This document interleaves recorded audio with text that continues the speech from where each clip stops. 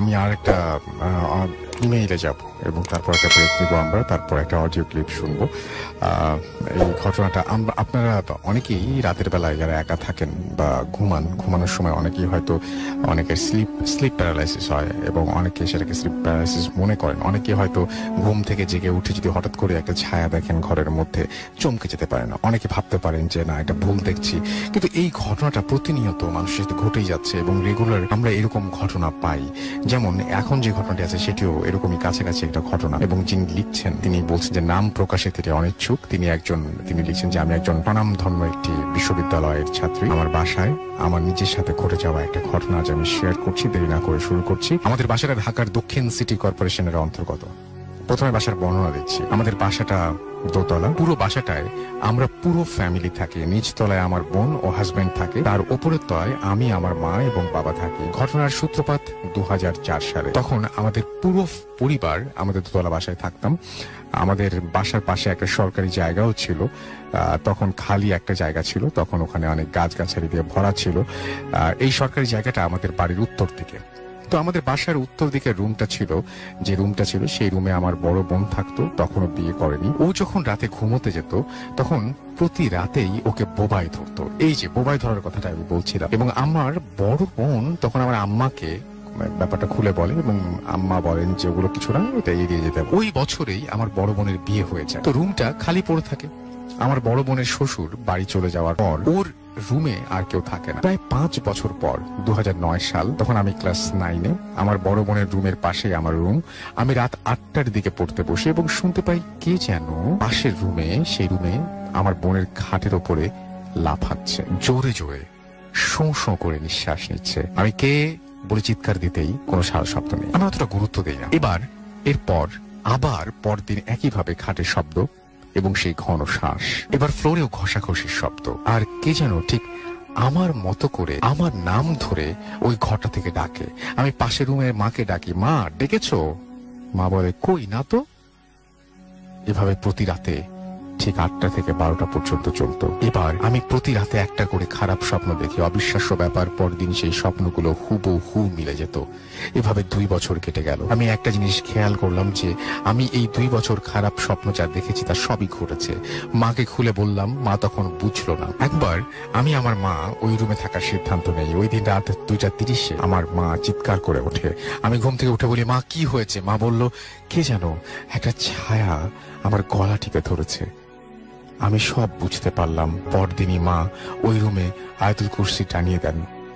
এরপর সেই ছায়া এবার অন্য রুমে এসেও বিরক্ত করা শুরু করলো। এবার আমার বোন দেখতে পেল কালো ছায়াটাকে। যা দেখলো তার শুনে আমি ভয়ে কেঁপে উঠি। আমার বোন বলল, এক সন্ধ্যায় আমি শুয়ে আছি এবং সেই কালো ছায়াটা আমার মাথার কাছে দাঁড়িয়ে আমার মুখ বরাবর তাকিয়েছিল। আমার বড় বোন তাড়াতাড়ি করে ঘরের লাইট জ্বালাতেই উধাও। তার কিছুদিন পর আমি নিজের অজান্তে সেই রুমে এসে দুপুরবেলা শুয়ে থাকি। হঠাৎ একটা কালো ছায়া যেন আমার পুরো শরীরটাকে ঘিরে ফেলে আর আমাকে শক্ত করে জাপটে ধরে। আমি নড়তে পারছিলাম না। চিৎকার করলেও গলা দিয়ে কোনো সাউন্ড বের হচ্ছিল না।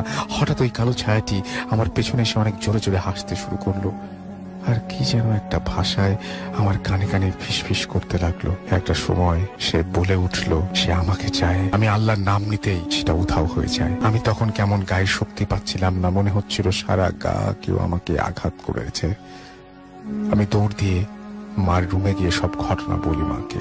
মার সাথে সাথে ওই রুম সূরা পড়ে বন্ধ করে তালা লাগিয়ে দেয়। কিন্তু আজও ওই রুমের খাটে আওয়াজ হয় যেন কেউ থাকে ওইখানে। আজও আমি বিপদ আসলেই সেই স্বপ্নটা দেখতে পাই, কিন্তু আমার কিছুই করার থাকে না। একজন বিশেষজ্ঞকে জিজ্ঞেস করলে তিনি বলেন ওই জিনিসটা নাকি আমাদের বাড়িতে থাকার চেষ্টা করছে, তাই আমাদের ভীতি দেখিয়ে আমাদের এই বাসায় এসে থাকতে চায়। কিন্তু কিছু করার নেই, কারণ এটা আমাদের অনেক কষ্ট করে তোলা বাড়ি। আমরা কেউই এই বাড়ি ছেড়ে চলে যেতে চাই না। এটুকুই, ভালো লাগলে পড়ে শোনাবেন। একটা ইমেইল পড়তে চাই, প্রতিদিনের মতো একটা ইমেইল দিয়ে শুরু করতে চাই এবং আশা করছি এই ইমেইলটা আপনাদের ভালো লাগবে। চলে যাচ্ছি সরাসরি ইমেইলে। আমি দেশের বাইরে পড়াশোনা করি, সো স্টুডিওতে যাওয়া আমার পক্ষে সম্ভব না, তাই আমি ঘটনা লিখে পাঠাচ্ছি।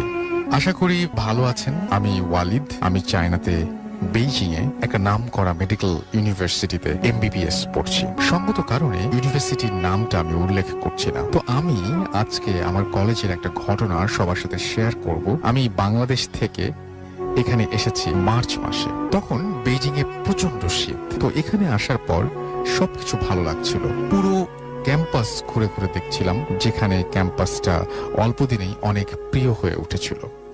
কিন্তু বিপত্তি বাড়ল কয়েকদিন আগে। একদিন আমরা 4 বন্ধু রাত 11টার দিকে আমাদের কম্প্রিহেন্সিভ স্কিল ট্রেনিং ক্লাসের বিল্ডিং এ ঘুরতে গিয়েছি। সবাই বেশ মজা করছি। তো হঠাৎ এক দারোয়ান এগিয়ে এসে আমাদের বলল, তোমরা কোন ব্যাচ? আমরা বললাম 18th ব্যাচ। সে বলল, তোমরা এত রাত্রে এখানে কেন এসেছো? কেউ তোমাদের বলেনি যে এখানে রাতের বেলা আসা নিষেধ? আমরা যেহেতু জানতাম না কিছুতেই এবং ব্যাপারটা আমাদের একেবারে অজানা ছিল, তো আমরা বললাম না। Nobody told us to come here. সে বলল, যাও, কখনো রাতের বেলা এখানে আসবে না তোমরা। তো সেদিনের মতো আমরা চলে আসলাম। কিন্তু আমাদের 4 বন্ধু কৌতূহল বশত মানে সেখানে আবার আসবে এবং তারা সেরকম একটা ডিসিশন নিল। পরের দিন আমরা আবার গেলাম। আসলে আমাদের জানার ইচ্ছা ছিল কেন আসবো না এখানে, কি ঘটনা, কি হয়েছে। একটা মেডিকেল কলেজের স্কিল ট্রেনিং বিল্ডিং এ লাশ থাকবে এটাই স্বাভাবিক, আমরা সব জানতাম। কিন্তু আমাদের কৌতূহল ছিল যে কেন যাব না আমরা। কিন্তু আনফর্চুনেটলি আমরা ওই দিন ওই ওয়াংকে পেলাম না। ওই চাইনিজ দারোয়ান ওয়াং এর ওই দিন ডিউটি ছিল না। আমরা হোস্টেলে ফিরে এসে বড় ভাইদের জিজ্ঞেস করলাম ওই বিল্ডিং এর ব্যাপারে। কেউই তেমন মুখ খুলল না, শুধু বলল যে তোরা যাবি না। আমরাও পিছু হটলাম না, আবার গেলাম ওই বিল্ডিং এ। এবার ওয়াংকে পেলাম। সবাই মিলে চেপে ধরলাম যে ঘটনা কি। তো অবশেষে ওয়াং বলল ঘটনাটা হলো প্রায় 3 বছর আগে একদিন 4টা লাশ মর্গ থেকে ট্রেনিং এর জন্য এখানে নিয়ে আসা হয়। লাশ এনে যেদিন রাখা হয় তার 1 সপ্তাহ পর ছিল ট্রেনিং ওয়ার্ক। লাশগুলো যখন 209 নম্বর রুমে রাখা ছিল তখন রুমের আশেপাশে 4 জন গার্ড থাকতো। একদিন রাত্রে একজন গার্ড লক্ষ্য করে যে রুমের মধ্যে স্ট্রেচার টানার শব্দ হচ্ছে। তখন ছিল জানুয়ারি মাস, প্রচন্ড ঠান্ডা ছিল। তো গার্ড অলসতা বশত সেদিন আর রুমে কিছু খুলে কিছু চেক করলো না। তার পরের দিনও অনেক শব্দ। এবার সে রুম খুলে ভেতরে গিয়ে দেখলো সব ঠিক আছে।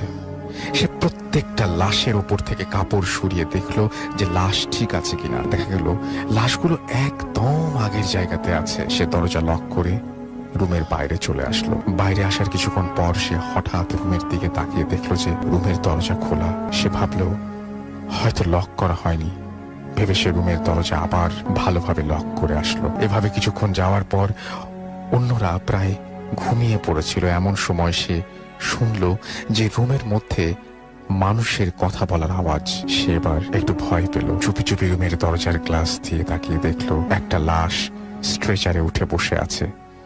সে প্রচন্ড ভয় পেল এবং ওই দিন কাউকে কিছু না জানিয়ে ঘুমিয়ে পড়ল। পরের দিন ফরেনসিক ডিপার্টমেন্টের স্যারকে এই ঘটনা বলল।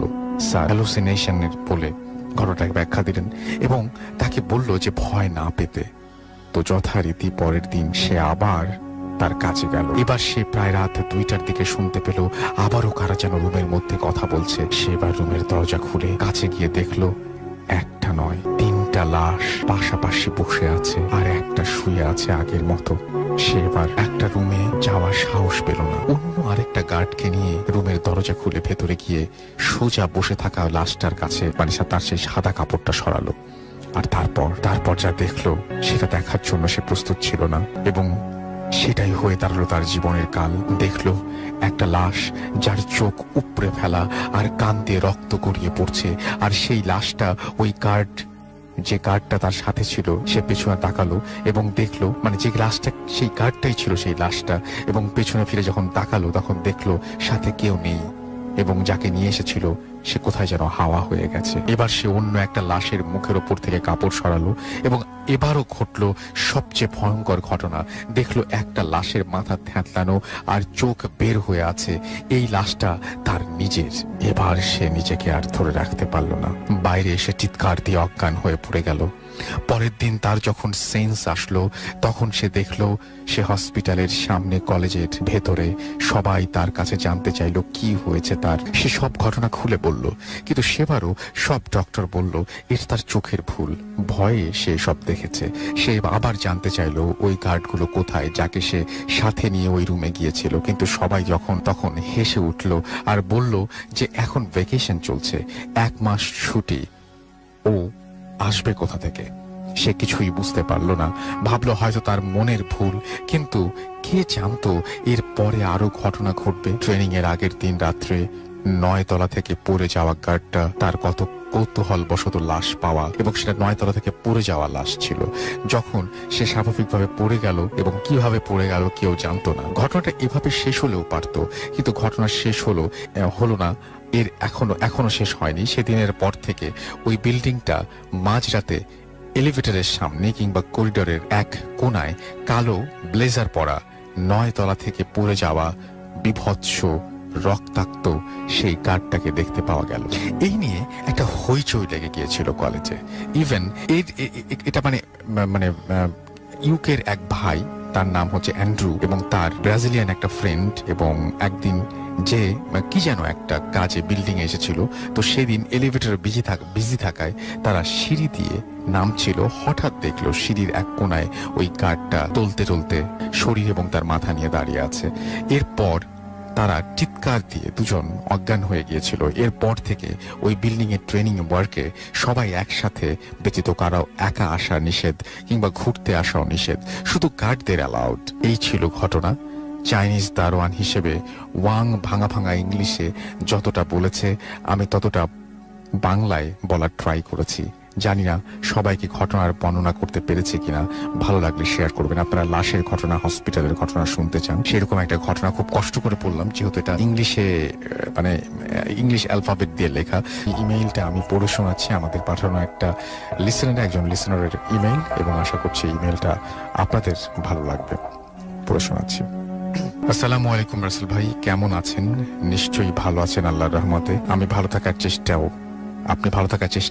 চেষ্টাও করেন, এটাও জানি। আমি মোহাম্মদ আল শাহরিয়ার রুবেল, ঢাকার দক্ষিণ কেরানীগঞ্জ থানার কোন্ডা ইউনিয়ন জাজিরা গ্রামের বাসিন্দা। তারপর তিনি তার মোবাইল নাম্বার দিয়েছেন। আমি পেশায় একজন ফার্মাসিস্ট, এবং নিজ ফার্মেসি থাকায় স্টুডিওতে আসার সময় না পাওয়াতে ইমেলটা পাঠাতে হলো। নিজের সাথে ঘটে যাওয়া কয়েকটি ঘটনা আছে। যদি এই ঘটনাটি পড়ে শোনান, নেক্সট উইকে আবার ঘটনা পাঠাবো। আমি তবে সরাসরি ঘটনায় চলে যাই। আগে বলে নেই, ছোট্টবেলা থেকে আমার সাথে একটা মেয়ে জিন ছিল। আমি তার মুখ কখনো দেখিনি, কারণ তার মুখ সাদা কাপড়ে ঢাকা থাকতো। প্রতি রাতে সে আমায় ডাকতো। আমি তার ডাকের শব্দ স্পষ্ট শুনতে পেতাম, আয় আয়। শুধুমাত্র এই একটা শব্দ বলেই সে ডাকতো। অনেক ফকির দিয়ে অনেক তেল পড়া মায় এনে শরীরে মাখিয়ে দিত, কিন্তু কিছুতেই সে আমায় ছাড়তো না। সে আমায় গভীর রাতে ডাকতো। যখন ডাকতো তখন আমার দুনিয়ার কোনো খেয়াল থাকতো না। আমি দরজার খিল খুলে বাইরে যেতে চাইতাম, কিন্তু আশ্চর্যের বিষয় হলো তখন আমার সারা শরীরে অন্যরকম এক শক্তি চলে আসতো। আমাকে মা পাখার ডাঁট দিয়ে অনেক আঘাত করতো, কিন্তু আমি টেরই পেতাম না। ইভেন আমার ভাইয়া, আব্বু, মা ও আমাকে ধরে রাখতে পারতো না। কিন্তু আমার আর দরজার বাইরে কখনো যাওয়া হয়। যদি বের হতাম, খুব সম্ভব আমায় সে নিয়ে চলে যেত। এবার মূল ঘটনায় আসি। এই জিন থাকাতে আমার মাঝে মাঝে ভয়ঙ্কর কিছু সিচুয়েশনের সম্মুখীন হতে হয়। যে ঘটনাটি বলবো সেটা 2006 সালের জুলাই মাস, বর্ষার মৌসুম। আমাদের স্কুলের পেছন দিয়ে একটা রাস্তা চলে গেছে আরেক গ্রামের। গ্রামটি ছিল খুবই নিস্তব্ধ। ওই গ্রামে যাওয়ার আগে অনেক খালি জমি পড়ে, আর পরে একটা 3 রাস্তার মোড়। ওই 3 রাস্তার মোড়ের আশেপাশে কোনো বাড়ি নেই, শুধুই ক্ষেত আর ক্ষেত। বর্ষার কারণে রাস্তার 2 পাশে পানি এসে খালের মতো হয়ে যেত। এক খাল থেকে আর এক খালে যাওয়ার জন্য রাস্তার মাঝখানে একটা গর্তের মতো ছিল। আমরা ওটাকে ভাঙার পাড় বলতাম। বর্ষায় যা নিমিষেই নৌকা চলাচল করতে পারে সেই জন্য। ঘটনাটি ঘটার 1 সপ্তাহ আগে আমাদের এলাকায় এক বৃদ্ধ মহিলা মারা যায়। শুনেছি সে নাকি ভিক্ষা করতে এসে সেই ভাঙার পানিতে পড়ে মারা যায়। লাশটি আর জানাজা হয়নি। যখন ওখানেই পচে যায় এবং কাক মাছ খেয়ে ফেলে। আমি তখন নতুন মোবাইল ব্যবহার করি। আমার ফ্রেন্ড থাকাতে আমাকে কথা বলতে হতো মুঠোফোনে। আমরা বেশিরভাগ সময় রাতের বেলা কথা বলতাম। আমার একটা অভ্যাস ছিল, আমি এক জায়গায় দাঁড়িয়ে কথা বলতে পারি না। কথা বলতে বলতে আমি হাঁটতাম, কথায় এতটাই ডুবে যেতাম যে কোথায় যাচ্ছি তাল জ্ঞান থাকতো না। বৃদ্ধা মরার এক সপ্তাহ পর একদিন রাতে আনুমানিক 12টা হবে, আমি কথা বলছি আর হাঁটছি। হাঁটতে হাঁটতে ঠিক সেই ভাঙার পাড়ে চলে গেছি। চাঁদের আলোয় খালের পানিগুলো হীরের মতো ঝলমল করছে। হালকা বাতাস, অসাধারণ একটা মুহূর্ত ছিল। ভালোই লাগছিল পরিবেশ। আমি দুবলার স্যান্ডেল দিয়ে বসে কথা বলছি আর খালের দিকে তাকিয়ে আছি। এমন পরিবেশ হঠাৎ আমার সেই বৃদ্ধার মৃত্যুর কথা স্মরণ ছিল না। আমি যেখানে বসেছি তার 4-5 হাত দূরে ভাঙাটি। কথা বলার এক পর্যায়ে আমি অনুভব করলাম আমার সারা শরীরের পশমগুলো দাঁড়িয়ে যাচ্ছে। মোবাইলের অপর প্রান্ত থেকে হাসির শব্দ হচ্ছে। আমি আমার বান্ধবীকে ধমকের সুরে বলি, হাসছো কেন? তার কোনো উত্তর নেই, সে হেসেই চলেছে। আমার খুব রাগ হলো, আমি লাইনটা কেটে দিলাম। হঠাৎ ভাঙার কাছ থেকে একটা গোঙানির শব্দ পেলাম। জ্যোৎস্নার আলোতে দেখতে পেলাম একটা সাদা কাপড় কলা গাছের মতো কিছু একটার সাথে মোড়ানো। একবার ভাঙার ওপার যাচ্ছে, আবার এপার আসছে। আশ্চর্যের বিষয় হলো কোনো স্রোতই ছিল না। আমার তখনও মনে নেই যে এখানে বৃদ্ধা মারা গেছে। আমি জিনিসটা ভালো করে দেখার জন্য আরেকটু সামনে যাই। একেবারেই সামনে গিয়ে আমি আমার মোবাইলের টর্চ মারি। আমি যা দেখতে পাই সেটা নিজের চোখে বিশ্বাস করাতে পারিনি। আমি দেখলাম সেই বৃদ্ধার লাশ আমার দিকে তাকিয়ে আছে। আমি চোখের পলক ফেলতে পারছিলাম না, সেখান থেকে পেছন দিকে পালাতেও পারছিলাম না। আমি একেবারেই মূর্তির মতো হয়ে গেছি। তার চোখের দিকে আমার চোখ পড়েছে। চোখগুলো নিমেষেই লাল রক্ত জমাট বাঁধা হয়ে গেল। আমার মোবাইলের লাইট তার চোখের দিকে পড়ে আছে। আমি ওখানেই অজ্ঞান হয়ে পড়ে যাই। যখন জ্ঞান ফিরে পাই তখন নিজেকে আবিষ্কার করি আমাদের খেলার মাঠে। আশ্চর্যের বিষয় হলো আমি ওখানে কিভাবে এলাম। আর যখন আমি অজ্ঞান হয়েছিলাম আমার ফোন মাটিতে পড়ার কথা, তাহলে আমার ফোন আমার পকেটে কিভাবে আসলো? পকেট থেকে ফোন বের করে দেখি রাত 3:44। আমি উঠে দাঁড়াই, বাসায় আসি। আমার শরীরে জ্বর অনুভব করি। আম্মুকে ডাকি। আম্মু কিছু না জানিয়ে শুধু বলি, স্বপ্ন দেখে ভয় পেয়েছি, একটু লোহা গরম করে পানি দেন, খাবো। পানি খেয়ে আবার রুমে আসি, ঘুমিয়ে পড়ি সাথে সাথে। পরের দিন সকালে ঘুম থেকে উঠে আমার বান্ধবীকে কল দেই। তাকে জিজ্ঞেস করি, কাল রাতে ফোনে কথা বলার সময় তুমি হাসছিলে কেন? তার উত্তর শুনে আমি বিস্মিত। হাসলাম মানে? কাল রাতে তো তোমার সাথে আমার কথাই হয়নি। আমি সাথে সাথে লাইনটি কেটে দিলাম। কল লিস্টে তার রিসিভড করা কল খুঁজতে লাগলাম। আমার গলা শুকিয়ে আসছিল। গত রাতে কোনো কল আসেনি। যে লিস্টে আছে সেটা আগের রাতের। তাহলে কাল রাতে কার সাথে কথা বললাম? ঘটনাটা আম্মুকে বলি। আম্মু এক ফকিরের কাছে নিয়ে যায়। ফকিরের মুখ থেকে শুনলাম সেটা হচ্ছে আমার সাথে যেই মেয়ে জিন আছে সে আমার ভালো চায়, তাই আমার বিপদে সে আমায় উদ্ধার করেছে।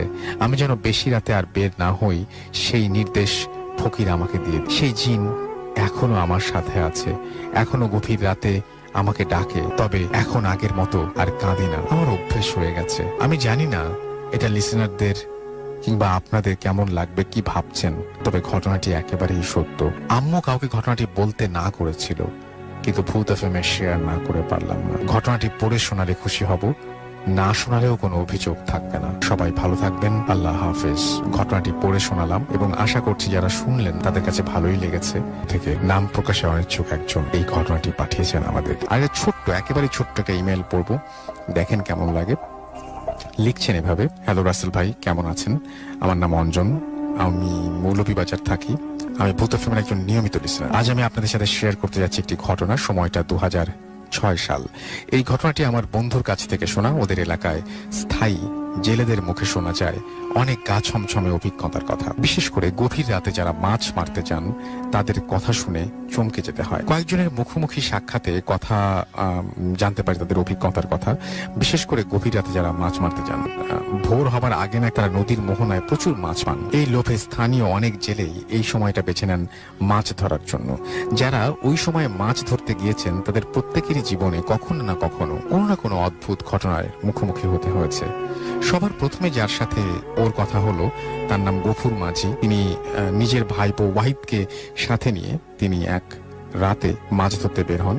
রাত ৩টার দিকে হঠাৎ করে নদীর বাতাস একেবারে থেমে যায়। উল্লেখ্য, নদীতে বাতাস পড়ে যাওয়া মানে ঘূর্ণিঝড়ের পূর্বাভাস। তিনি ওয়াহিদকে বলেন হাল ঘুরিয়ে ফিরতি পথ ধরতে। ওনারা মাছ ধরতে ধরতে অনেকটা ভেতরে চলে এসেছেন। হঠাৎ তারা উভয় লক্ষ্য করেন তাদের থেকে প্রায় মাইল খানিক সামনে একটি যাত্রী নিয়ে একটা নৌকা আসছে। নৌকাটা হয়তো চোখে পড়তো না, কিন্তু অবাক লাগলো, কারণ নৌকার ওপরের ছাউনিতে একটা অদ্ভুত রঙের বাতি জ্বলতে দেখা যায়। অনেকটা নীলচে আভা বের হচ্ছে সেই বাতি থেকে। মানুষগুলো হয়তো বিপদে পড়েছে এটা ভেবে গফুর মাঝি দ্রুত বৈঠা বেয়ে তার ভাইপোর সাহায্যে ওই নৌকার পাশে চলে যান। নৌকার ভেতরে উকি দিয়ে চমকে ওঠেন গফুর মাঝি। নৌকার ভেতরে মাঝি নেই। তার চেয়ে ভয়ঙ্কর ব্যাপার হলো নৌকার পাটাতনে একটি লাশ, অনেক পুরনো লাশ, পচে গলে আছে। ছাউনির ভেতরে একটা মরচে পড়া হারিকেনে আগুন জ্বলছে। গফুর মিয়ার মুখ দিয়ে তখন চিৎকার বেরিয়ে আসে। চাচাকে চিৎকার করতে দেখে বইটা ফেলে দ্রুত চাচার পাশে চলে আসে ওয়াহিদ। দেখে চাচার মাথা ঘুরে চাচা পড়ে যাচ্ছেন। দৌড়ে গিয়ে কোনো মতে চাচাকে ঠেকায় সে। সাথে সাথে সামনে উঁচু করে সামনে তাকিয়ে দেখে সেখানে কোনো নৌকা তো দূরের কথা, আশেপাশে ঘন অন্ধকার ছাড়া কিছুই দেখা যাচ্ছে না। অথচ সে নিজে ওই যাত্রী নৌকা ঠেকিয়েছিল। নৌকায় ধাক্কা খাওয়ার আওয়াজ পর্যন্ত শুনেছিল। ঠিক খানিক বাদেই প্রচন্ড বাতাসে তাদের নৌকা ডুবুডুবু হয়ে পড়ে। তারপর কোনো মতে তারা নৌকা নিয়ে বাড়ি ফেরে। ওই নদীর ওই দিনের ঘটনায় গফুর মিয়া রাতে আর মাছ ধরতে যান না। এই ছিল ঘটনা। অঞ্জন সূত্রধর আমাদের এই ঘটনাটি পাঠিয়েছেন এবং তার বাড়ি নবীনগর, বড় কাপন জেলা উপজেলা, মৌলভীবাজার, বাংলাদেশ। ভূত FM. The night comes alive with Graminphone.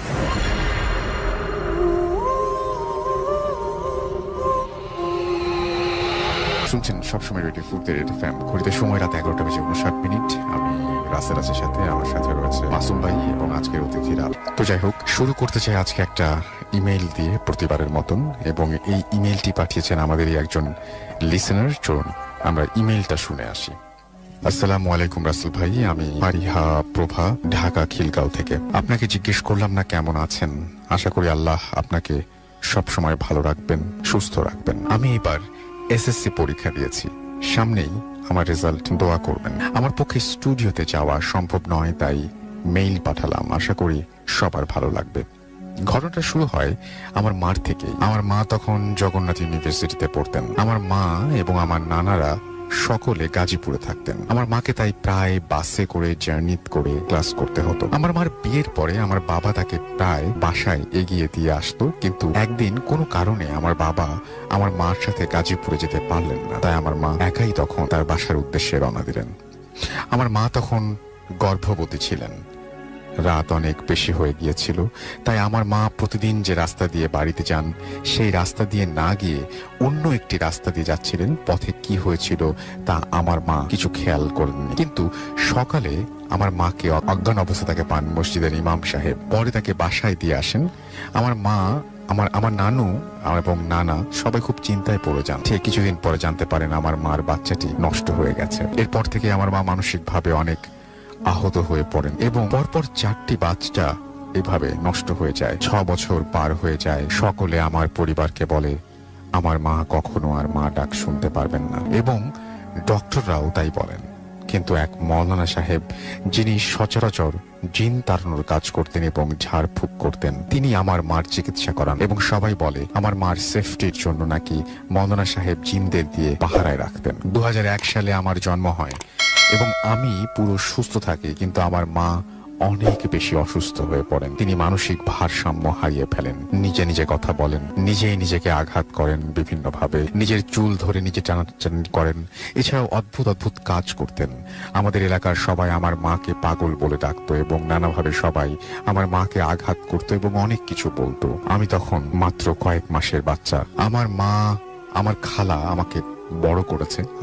আমার মার অবস্থা খারাপ হওয়ার কারণে আমার খালা এবং মামা আমাকে নিয়ে আলাদা থাকতো। মার আদর থেকে বঞ্চিত থাকা সত্ত্বেও আমার খালা আমাকে সেই মায়ের আদর দিয়েই বড় করেছেন।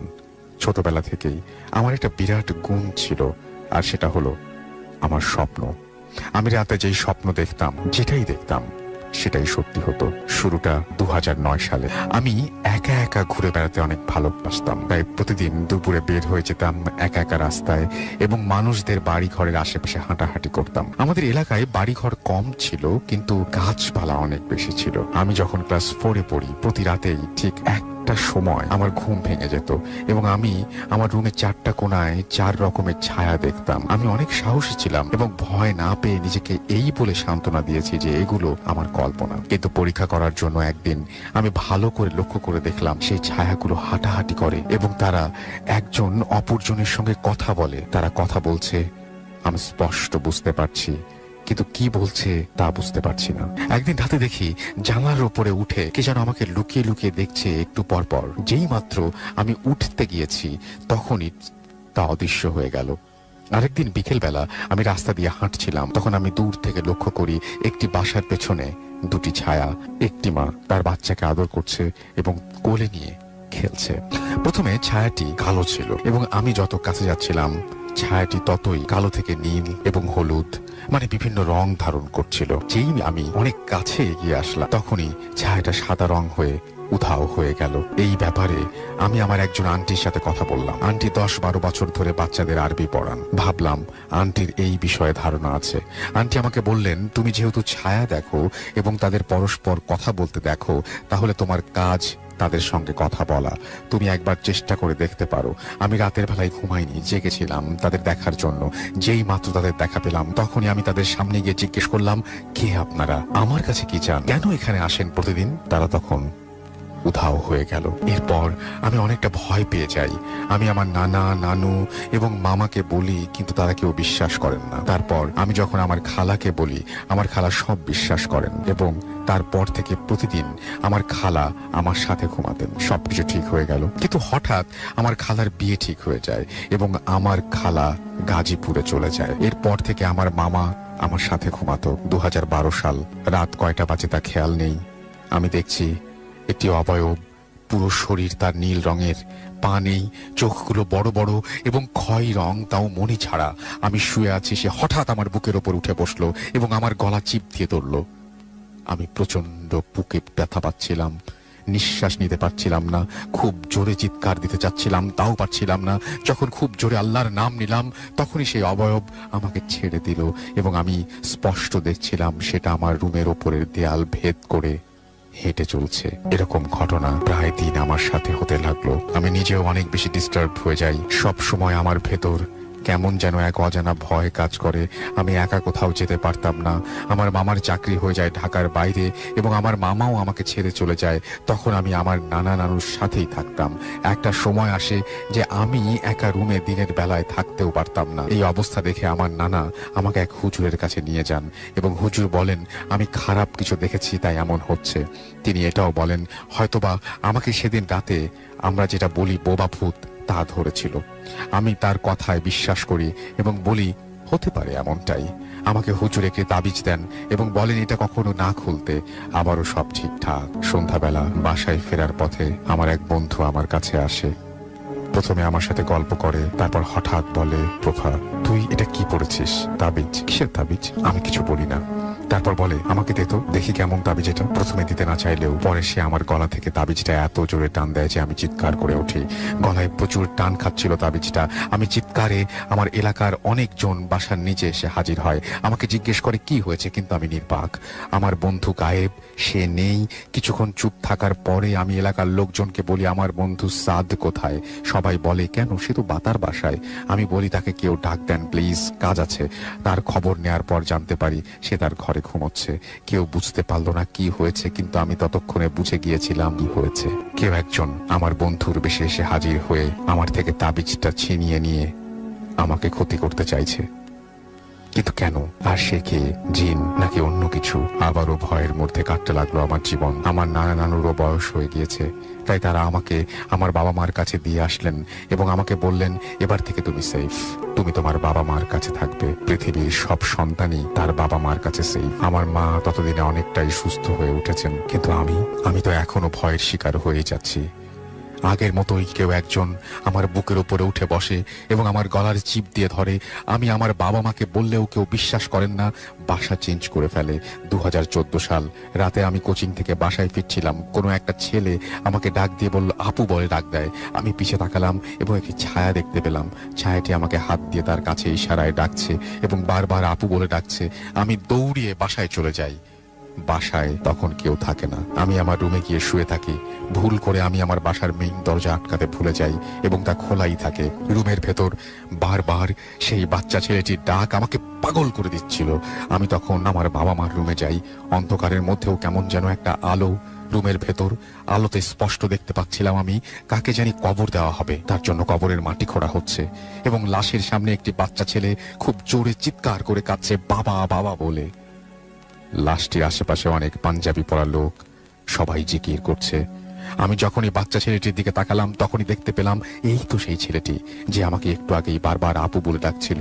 এটা দেখার পর আমি চিৎকার দিয়ে ফ্লোরে পড়ে যাই এবং চিৎকার শুনে পাশের বাসার লোকেরা আমাকে তুলে নিয়ে মাথায় পানি দেয়। আমার বাবা মাকে ফোন করে আসতে বলে। যাই হোক, সেই দিন ভয়ে ভয়ে কেটে যায়। এর পরের দিন আমার বাবা মা কাজে বের হয়। বাসায় আমি একা থাকি, বারান্দায় বসে থাকি একা। হঠাৎ কালো রঙের পোশাক পরে কে যেন উড়ে আসে, এসে আমার হাতটি খুব জোরে টান দিয়ে ধরে, যার কারণে আমার হাত বারান্দার গ্রিলের বাইরে চলে যায়। আমি চিৎকার দেই এবং দেখি সেই অবয়বটি আর নেই। আমার পুরো খেয়াল আছে সেটা কোনো মানুষ ছিল না, তো কে ছিল? সে আকাশে কিভাবে উঠতে পারে? আমি ধরে নিলাম সেটা আমার মনের ভুল, কিন্তু মনের ভুল হলে আমার হাতে দাগ কেন? তাও কোনো আঁচড়ের নয়, এটা কেমন যেন একটা দাগ, মনে হচ্ছে লোহা দিয়ে আমার হাত চিপে ধরে রাখা হয়েছিল। বাসায় আসার পর আমি আমার মা বাবাকে বলি এবং তারা তারপর থেকে আমাকে একা রেখে কোথাও যায়নি। কিন্তু আজও আমি অনেক আজব আজব অবয়বের উপস্থিতি টের পাই আমার চারপাশে। এছাড়া আমি শুরুতেই বলেছিলাম আমি যেই স্বপ্নই রাতে দেখি সেটাই সত্যি হয়। আমি একবার স্বপ্নে দেখি আমার এলাকার এক আপুর সাথে আমার চাচাতো ভাইয়ের বিয়ে হচ্ছে। আমি সবাইকে বললাম এই স্বপ্নের ব্যাপারে, সবাই শুধু একটু হাসলো। কিন্তু ঠিক 1 বছর পরেই তাদের বিয়ে ঠিক হলো এবং আমার চাইতেও আমার পরিবারের সকলে বেশি অবাক হয়েছিল। এরকম আরো অনেক অদ্ভুত ঘটনা আছে আমার এবং আমার স্বপ্নে। আজ এত বছর পার হয়ে গেল, কিন্তু আজও আমি রাতে ফজরের আজানের আগে যে স্বপ্নগুলো দেখি তাই সত্যি হয়। আমি জানি অনেক বেশি সময় নিয়ে ফেলেছি, এর জন্য মাফ করে দেবেন। কোথাও কোনো ভুল হয়ে থাকলে আমাকে ক্ষমার চোখে দেখবেন। আমি আপনাদের সকলের তুলনায় অনেক ছোট, কিন্তু এত কাহিনী হয়ে যাবে আমার এই ছোট্ট জীবনে কখনো কল্পনা করতে পারিনি। ওই ছায়াগুলো কাদের ছিল, আর ওই বাজে অবয়বটা যেটা প্রতিদিন আমাকে মেরে ফেলার চেষ্টা করত, আমার থেকে তাবিজ ছিনিয়ে আমার ক্ষতি করতে চেয়েছিল, সে কে? আর ওই বাচ্চা ছেলেটি, ওই কবরটি কার? আমি রাতে ভয় পাওয়ার কারণে ভূত এফএম শুনতে পারি না, দিনের বেলায় শুনি।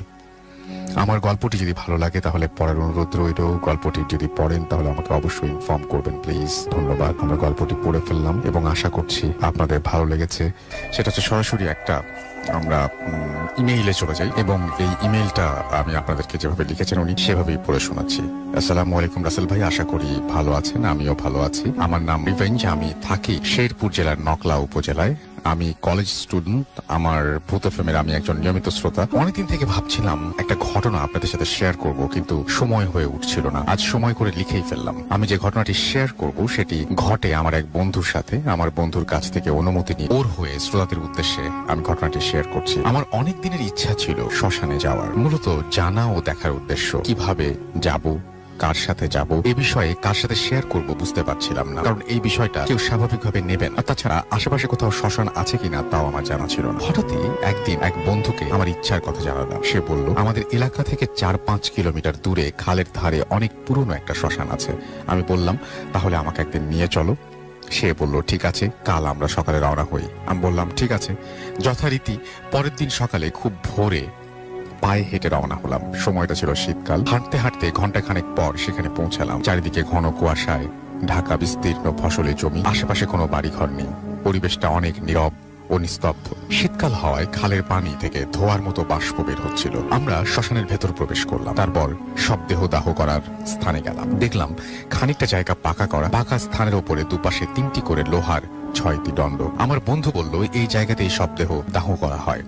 জায়গাটি যেদিকে মাথা সেখানে বসে হাত বুলালাম। ওই সময় আমার মনে খানিকটা ভয় কাজ করছিল। হঠাৎ খানিকটা দূরে দেখলাম কিছু আধ পোড়া লাকড়ি থেকে ধোঁয়া উঠছে এবং কাছে গিয়ে দেখলাম সত্যি ধোঁয়া উঠছে। আর বন্ধুরা বলল হয়তো গত রাত্রে কোনো দাহ করা হয়েছে।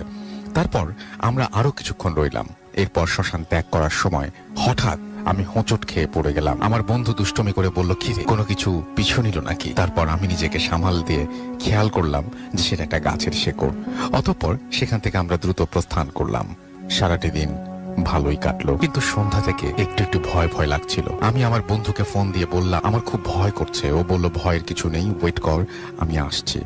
রাতে ও আমাদের বাসায় এলো। যথারীতি আমাদের খাবারের পর্ব শেষ করে আমরা শুয়ে পড়লাম, কিন্তু আমরা কিছুতেই আমার ঘুম আসছিল না।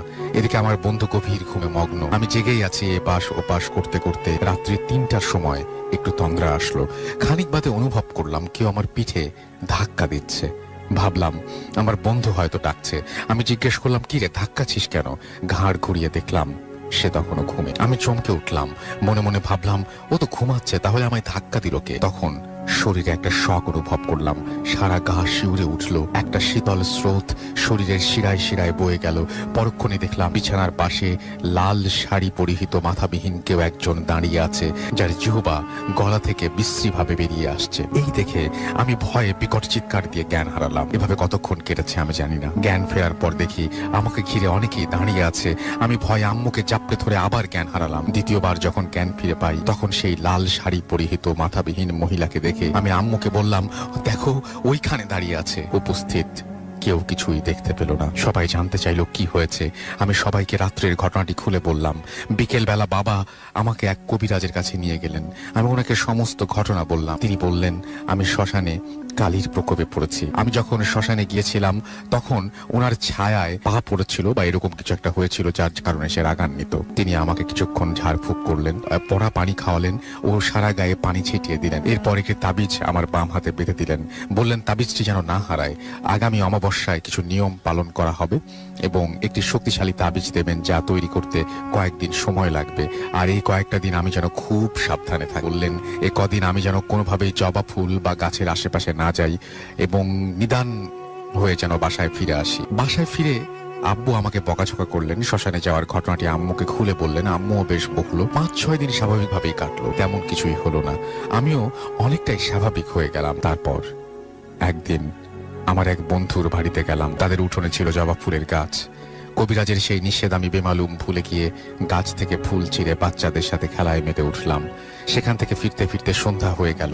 বাসায় আসার পর আম্মু খেয়াল করলেন আমার হাতে সুতো আছে কিন্তু তাবিজ নেই। আমি বললাম ওদের বাড়িতে বাচ্চাদের সাথে খেলাধুলা করেছি, হয়তো হারিয়ে গেছে, খেয়াল করিনি। আম্মু তৎক্ষণাৎ আমাকে কবিরাজের কাছে নিয়ে গেলেন। কবিরাজকে জানালেন তাবিজটি ছুটে গেছে। কবিরাজ বললেন তাবিজ তো ছুটে যাওয়ার কথা নয়, তুমি কি কোনো জবা গাছের পাশে গিয়েছিলে? আমি বললাম বাচ্চাদের নিয়ে আমি খেলেছি, আমার মনে ছিল না। উনি বললেন কাজটা ঠিক করোনি, এখন আমি আর কিছু করতে পারবো না, আমার হাতের বাইরে চলে গেছে, সাবধানে থেকো। রাতটা আমি কাল সকালে তোমাকে এক তান্ত্রিকের কাছে নিয়ে যাব। তারপর বাড়ি ফিরে আসি। বাসায় আমি ও আম্মু দুজনেই ভয় পাচ্ছিলাম। আব্বুও ছিলেন না, আমার রান্না করছিলেন, আমি তার পাশে বসে আছি আম্মুর পাশে। উঠোনে আর সামনে একটা পুকুর রয়েছে যা পাকের ঘর থেকে দেখা যায়। হঠাৎই পুকুরের ওপারে চোখ পড়তেই দেখি একটা মাথা, কোনো দেহ নেই, মাথাটি আমার দিকে আসছে এবং মুখটা পুকুরের দিকে, এবং তা দেখে আমি চিৎকার দিয়ে আম্মুকে জাপটে ধরি। ভয় পেয়ে আমি দুজনেই চিৎকার শুরু করি এবং চিৎকার শুনে আশেপাশের লোক চলে আসে। এক পর্যায়ে আমি জ্ঞান হারাই। জ্ঞান ফিরে দেখি আমি বিছানায় এবং চারপাশে অনেক মানুষ। হঠাৎ সবার মাঝ থেকে আমার পা ধরে এক হ্যাচকা টানে খাট থেকে একজন দরজার কাছে নিয়ে আসে। সবাই দৌড়ে আমাকে জাপটে ধরে। তারপর আমাকে বিছানায় শুইয়ে অনেকে দোয়া কালাম পাঠ করতে থাকে। কিছুক্ষণ পর পরিবেশ স্বাভাবিক হলে সকালের অপেক্ষা না করে ওই কবিরাজের সাথে করে আমরা যাই এবং আমরা আরেকজন কবিরাজের কাছে যাই এবং তিনি আমাদেরকে সারিয়ে তোলেন। অতঃপর তিনি উপায় বলে দিলেন। নতুন মাটির পেয়ালায় দুধ, কলা এবং মাটির পাত্রটি জোড়া সাদা কবুতর বলি দিয়ে তারপর রক্তসহ কবুতরগুলো নতুন লাল কাপড় কিছু জিনিস তিনি শিখিয়ে দেন এবং তারপরে তিনি বললেন যে প্রতি অমাবস্যায় ঘর যেন আলোকিত করে রাখা হয় এবং তারপরে ধীরে ধীরে আমি সেখান থেকে মুক্তি পাই। এবং এই ছিল ঘটনা। যদি সিলেক্টেড হয় তাহলে পড়ে শোনাতে অনুরোধ করেছেন। Thank you very much. আমি পড়ে শোনালাম এবং আশা করছি আপনার ভালো লেগেছে। অনেকে আমাদের